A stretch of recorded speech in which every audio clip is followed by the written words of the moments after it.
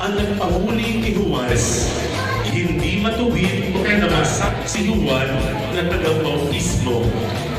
Ang siyang ibinigay sa talaga ang anumang hiniso sa kanya. Nalungkot ang hari niya o si Juan niyang pangsabilang buwan. Noon, mga proposisyon, sana ang araw na to ay maging biyaya ng Diyos sa Saint Domination Sabio. Ang narinig namin sa Sabio. Kaya pero ngayon, sa araw na to, tayo nagpupuli at nagpapasalamat.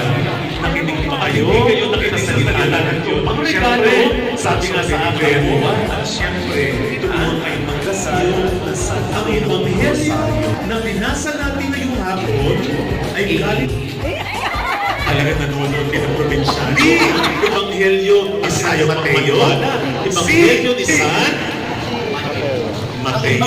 Saan niya natin inuupaw lang ni San Ebanghelyo?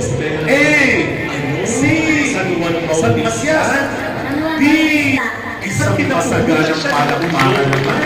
Pinapagutan siya ng ulo kasi may isang babae.